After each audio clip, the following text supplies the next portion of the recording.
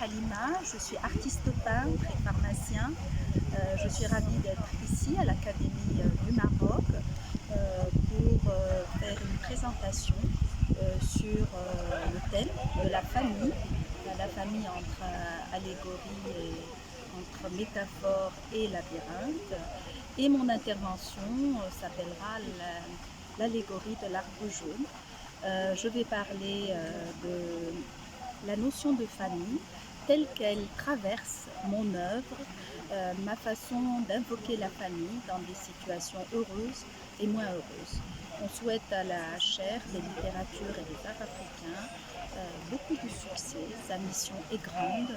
Elle fera, je l'espère et je suis sûre, émaner la littérature et l'art africain par les Africains eux-mêmes. Le flou complet et puis la naissance d'une histoire. Pareil, sur cette œuvre, le flou complet est la naissance d'une histoire. Donc à partir de cette œuvre, à partir d'œuvres comme celle-ci, que j'aborderai des notions qui touchent la famille avec les commentaires les plus abstraits possibles pour laisser place à votre vision. C'est un peu dévoiler sans vraiment le faire.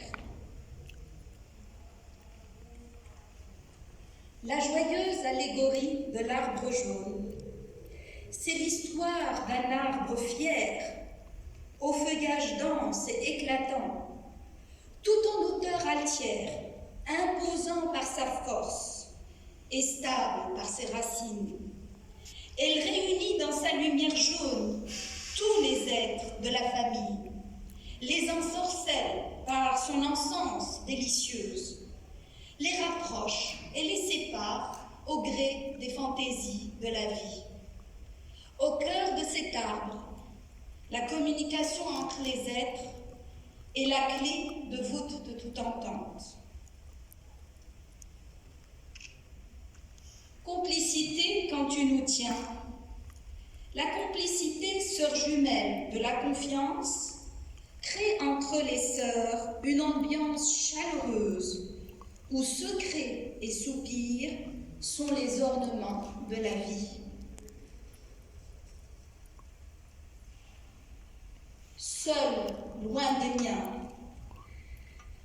la peur de se retrouver seul, la peur devant ce gouffre rouge ruisselant de sueur, la peur d'être seul souffle un vent chaud, ce souffle qui ronge les forces, avale les rêves et nous castre de nos envies.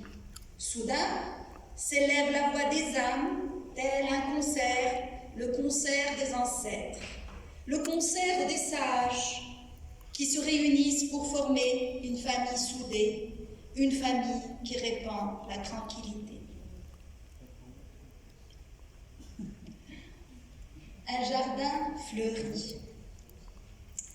Avec les années, on devient jardinier de sa propre vie. Chacun s'accroche aux branches de l'arbre qui lui sont accessibles. Avec amour, on bêche, on arrose, on défriche. On nourrit pour entretenir les liens avec ses fétiches. La couleur jaune, éclat du soleil, illumine la vie comme l'amour d'une famille. Une vie sans famille est une vie sans âme, sans racines, une véritable errance. Nourrissons notre jardin dans un état de transe. Fêtons la famille. Quand on est loin de son arbre, quand la graine a été lancée au gré du vent, commence depuis la petite enfance la recherche du moi, la recherche de son arbre, qui portera sur l'âme un regard doux, tendre comme celui d'une mère, qui aura cette couleur jaune nourricière, comme celle d'un jaune d'œuf, qui aura la compassion, quelle que soit la situation. Quand on est loin de son arbre, on peut se greffer sur un autre arbre et se retrouver entouré par une famille non généalogique qui remplira d'amour la vie de l'âme adoptée. et qui pourra enfin se sentir entouré, aimé par la famille du cœur.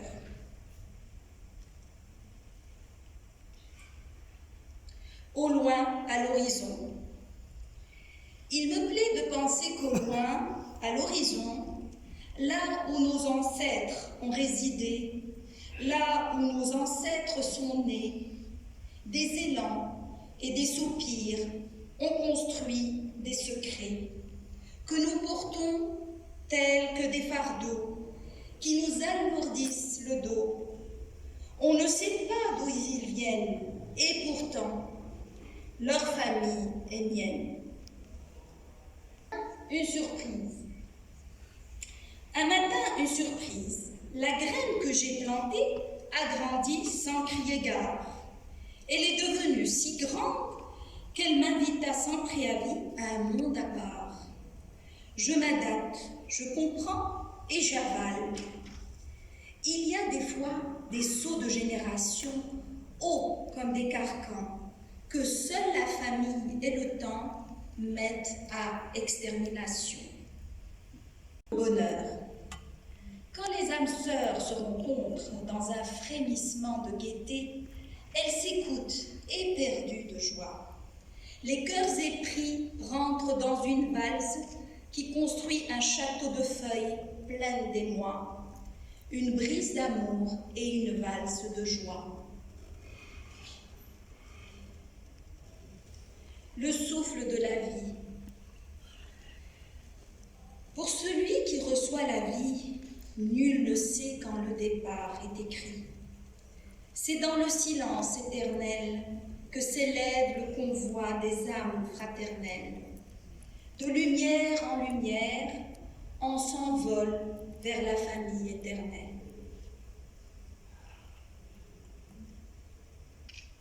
La quête du chemin.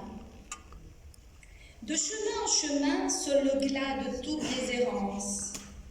Dans toutes les contrées, les âmes portent toutes celles qu'elles ont aimées. Unifiées par le sang, mais pas toujours. On se rencontre, on s'unifie par nos valeurs, et au cours du chemin, on consolide les liens. Et le chemin devient le scelleur des liens, les liens des siens.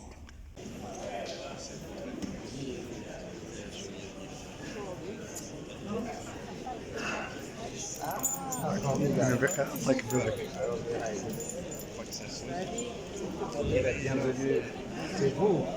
Alors.